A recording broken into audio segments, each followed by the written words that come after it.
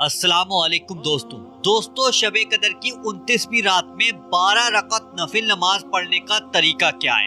देखिए 21वीं शब हमारे हाथ से चली गई, 23वीं शब भी हमारे हाथ से चली गई, 25वीं शब भी हमारे हाथ से चली गई और 27वीं शब भी हमारे हाथ से चली गई। फिर भी ये आखिरी तारीख बची है जो 29वीं शबे कदर कहलाती है। अगर इस रात में आप लोग 12 रकत नफिल नमाज अदा कर लेते हैं और उसके बाद एक छोटा सा वजीफा पढ़कर आप अल्लाह से जो भी दुआ मांगते हैं इंशाअल्लाह आपकी वो तमाम दुआएं कबूल हो जाती हैं। जो भाई बहन 21 में नहीं पढ़ पाए ये नमाज, 23 में नहीं पढ़ पाए, 25 में नहीं पढ़ पाए, 27 में नहीं पढ़ पाए, सिर्फ यही रात है, 29वीं रात बची है। इस रात में जरूर नमाज पढ़ लीजिएगा। नियत कैसे करनी, कौन सी सूरह पढ़नी होगा, कोई सूरह याद नहीं है तो उसकी जगह पर नमाज में क्या पढ़ना है, हम वो सारी बात आसान शब्दों में यहाँ पर आपको समझाने वाले हैं। इस वीडियो को इतना शेयर करें ताकि मुसलमान का हर बच्चा शबे कदर की 29वीं रात में ये 12 रकत नफिल नमाज अदा कर ले। वीडियो को लाइक करें और वजीफा पब्लिक चैनल को आज ही सब्सक्राइब कर लें। चलिए आप नमाज का तरीका समझ लेते हैं। देखिए सबसे पहले तो ये नमाज जो है ना मर्द और औरत दोनों के लिए है, दोनों के लिए जैसी बताई जाएगी सेम टू सेम दोनों पढ़ सकते हैं। अब ये नमाज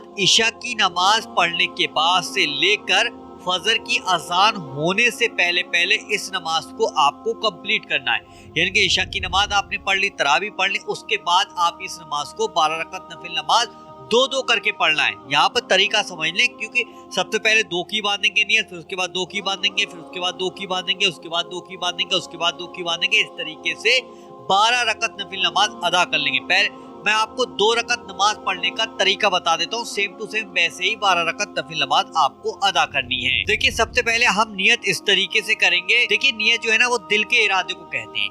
अगर आप जुबान से कह लेंगे तो ये बहुत ही अच्छा हो जाएगा आपके लिए। देखिए नियत इस तरीके से करेंगे कि नियत की मैंने 2 रकत नफिल नमाज शबे कदर की, वास्ते अल्लाह ताला के, मुंह मेरा काबे शरीफ की तरफ, अल्लाहु अकबर, यानी कि दोनों हाथ इस तरीके से कानों तक ले जाएंगे, अल्लाहु अकबर कह के फिर आप नियत बांध लेंगे। अब नियत बांधने के बाद एक चीज ध्यान रखना, कॉपी और पेन ले लीजिएगा, जो चीज मैं बताता रहूं वो चीज लिख लीजिएगा क्योंकि फिर बार बार वीडियो देखोगे तो उसमें कंफ्यूजन हो जाएगा। लिख लो, एक पर्चे पे लिख लो, एक पर्चा बना लो और जब नमाज पढ़ने खड़े हो तो उस पर्चे पे थोड़ी सी नजर लगा लेना, यानी कि देख लेना एक बार ताकि आपको याद होता चला जाए। तो नियत आपने कर ली, उसके बाद चाहे नमाज पर खड़े होकर सबसे पहले जो नमाज में सना पढ़ी जाती है, सना हर एक मुसलमान भाई बहन के बच्चे को याद होती है।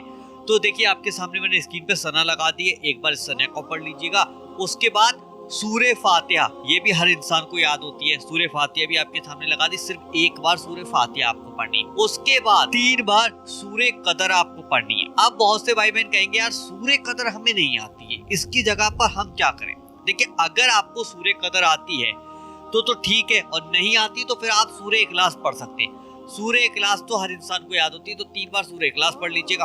उसके बाद रुकू में जाइएगा, सजदा कीजिएगा और उसके बाद दूसरी रकत के लिए खड़े हो जाइएगा। एक रकत आपकी कंप्लीट हो गई, अब दूसरी रकत के लिए आप खड़े हो जाए। अब दूसरी रकत में आपको करना ये होगा कि अब यहाँ पर हमें सना नहीं पढ़नी, जो हम पहले पढ़कर आए थे अब वो चीज हमें सना नहीं पढ़नी। अब हमें यहाँ पर एक बार सूरे फातिहा पढ़नी है। सूरे फातिहा ये देखिए आपके सामने लगोगी, सूरे फातिहा एक बार पढ़ेंगे, उसके बाद 3 बार सूरे कदर पढ़ेंगे जैसे कि आपके सामने लगी। और अगर आपने पहली रकत में सूरे कदर पढ़ी है तो दूसरी रकत में भी आप सूरे कदर पढ़ लीजिएगा।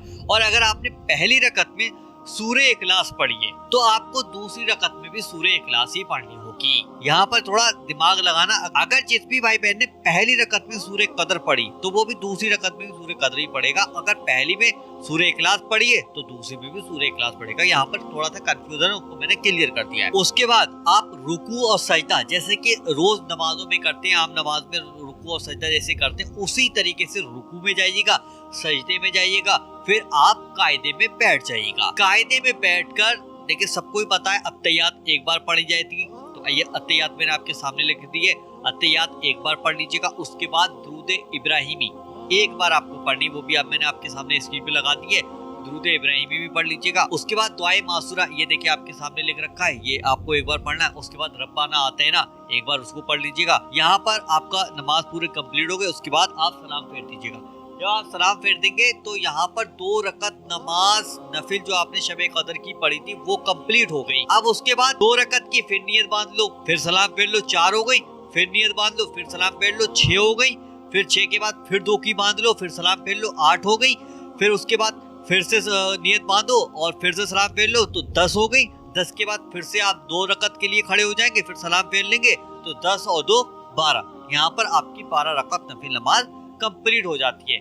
उसके बाद जा नमाज से उठना नहीं है, जा नमाज पर बैठकर आपको एक वजीफा करना है। वजीफा ये रहेगा कि सबसे पहले आप लोग 3 बार शुरू में दुरूद पाक पढ़ लीजिएगा। जो सा भी दुरूद पाक आपको याद है वो दुरूद पाक पढ़ लीजिएगा, नहीं तो सबसे छोटा दुरूद पाक आपके सामने मैंने ये लगा दिया। उसके बाद अस्तगफिरुल्लाह अस्तगफिरुल्लाह अस्तगफिरुल्लाह। अगर आपको अस्तगफिरुल्लाह पूरी याद है, यानी कि जैसे कि अस्तगफिरुल्लाह रब्बी मिन कुल्ली ज़म्बिन व तुब इलैह, अगर ये पूरी याद है तो आप पूरी पढ़ लीजिएगा। अगर पूरी नहीं पढ़ना आती है तो अस्तगफिरुल्लाह अस्तगफिरुल्लाह अस्तगफिरुल्लाह 100 बार पढ़ लीजिएगा। उसके बाद 3 बार आखिर में दुरूद पाक पढ़ लीजिएगा। यहाँ पर आपका वजीफा भी कंप्लीट हो गया और नमाज भी कंप्लीट हो गई। अब आपको दोनों हाथों को उठाकर दुआ करनी। सबसे पहले अपने गुनाहों की माफी मांगनी है, क्योंकि ये रात गुनाहों को माफ कराने की रात है। जो भी आपने गुनाह किए अगले पिछले, अल्लाह ताला अगर आप सच्चे दिल से तौबा करते हैं, सच्चे दिल से अपने गुनाहों की माफी मांगते हैं तो अल्लाह ताला उन गुनाहों को माफ कर देता है। उसके बाद अपनी रोजी रोजगार, कारोबार, शादी, नौकरी, घर, गाड़ी, जिसके लिए चाहो दुआ करो, इंशाल्लाह वो दुआएं भी अल्लाह ताला बहुत जल्दी कबूल कर लेता है। क्योंकि दुआएं हमारी कबूल क्यों नहीं होती, उसका सबसे बड़ा एक ये रीजन है कि हमारे गुनाह बहुत है। गुनाह इतने होते हैं कि हम जब दुआ मांगते हैं तो वो दुआ गुनाहों से टकरा जाती है। तो हमें पहले अपने गुनाहों को माफ कराना है, पहले अपने गुनाहों को खत्म कराना है।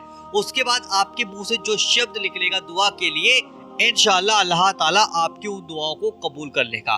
तो सबसे पहला काम ये करें, अपने गुनाहों की माफी जरूर मांगे। 5 वक्त की नमाज पढ़ लो या 3 वक्त की पढ़ लो, जो भी नमाज पढ़ लो जिस टाइम की भी, उस टाइम में आप दुआ में ये जरूर कहा करें कि जो भी आपने गुनाह किए अल्लाह ताला उन गुनाहों को माफ फरमा दे। इस्तगफार आप जरूर पढ़ा करें, क्योंकि इस्तगफार पढ़ने से भी गुनाह हमारे माफ होते चले जाते हैं। तो अगर किसी को पूरी इस्तगफार याद नहीं तो अस्तगफिरुल्लाह अस्तगफिरुल्लाह भी पढ़ सकता है।